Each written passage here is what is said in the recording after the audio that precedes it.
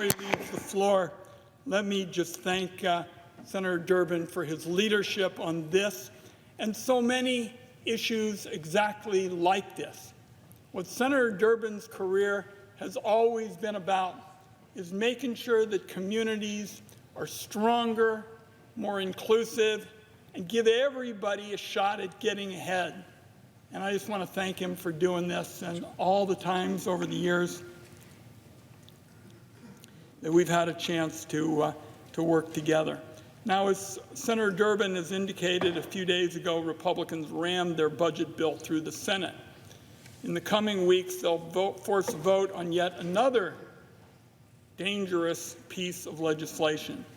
Any day now, the Senate's going to vote on a bill that will let Republicans revoke previously approved federal funding for key services and key programs that our people rely on.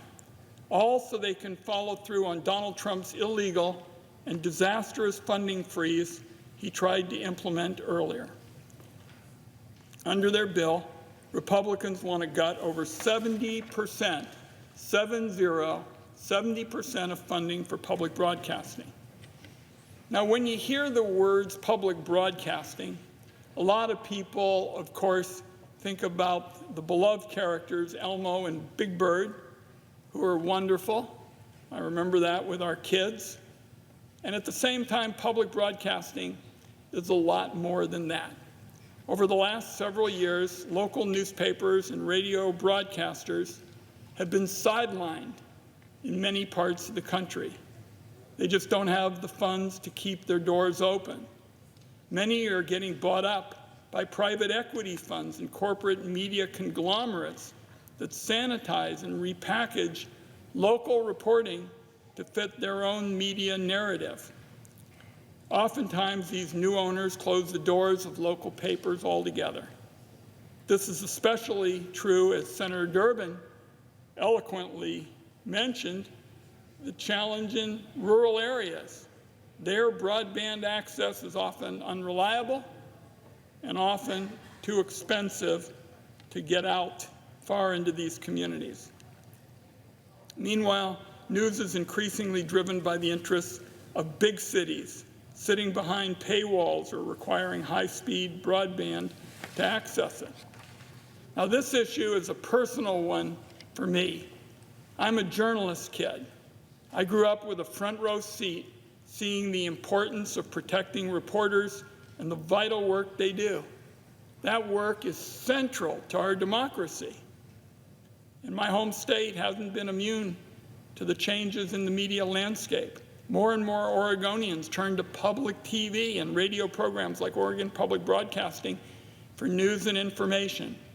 And in some of my state's most rural areas, like, say, halfway in eastern Oregon, Oregon Public Broadcasting is the only broadcast station residents can access. These programs are literally a lifeline for Oregonians during a time when local journalism is dying off. Not only do these programs provide news that's trustworthy, they also serve as linchpins in state and local emergency alert programs. Oregon Public Broadcasting is a state primary station for our state's emergency alert system.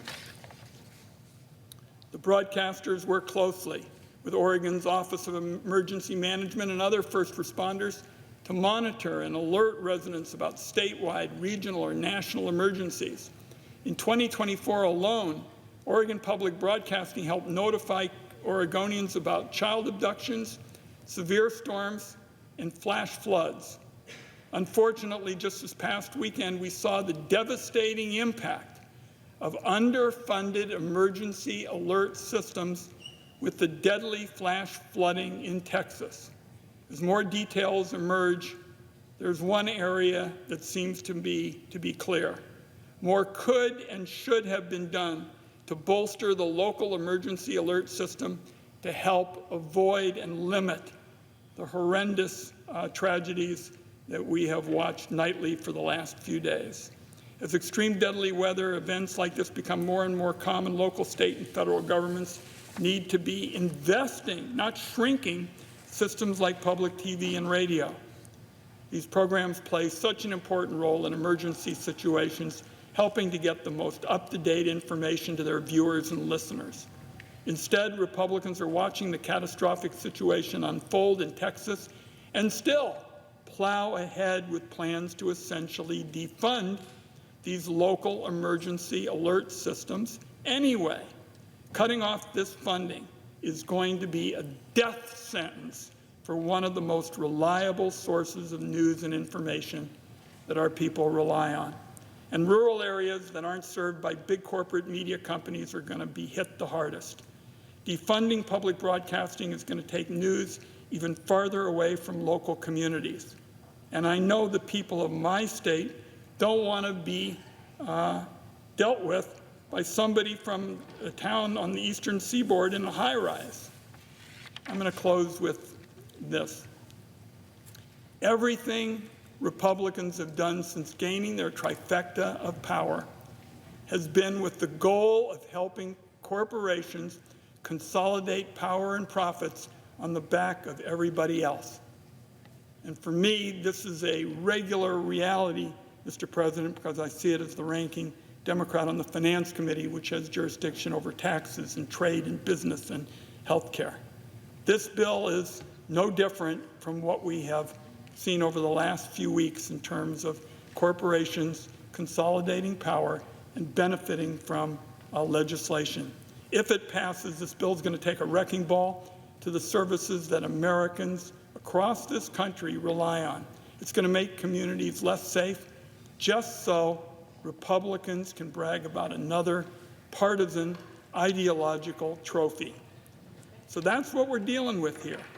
When Donald Trump says we're going to do this, Republicans say, how high should we jump? By passing this legislation, Republicans would send a message once again that they are willing and eager to give up their congressional power to the executive branch. I so appreciate Senator Durbin bringing this issue to the floor of the Senate to open a lot of eyes on what's on the line, because I know he, and we've talked about this before, we believe in a government that gives everybody a fair shot, gives everybody a chance to get ahead.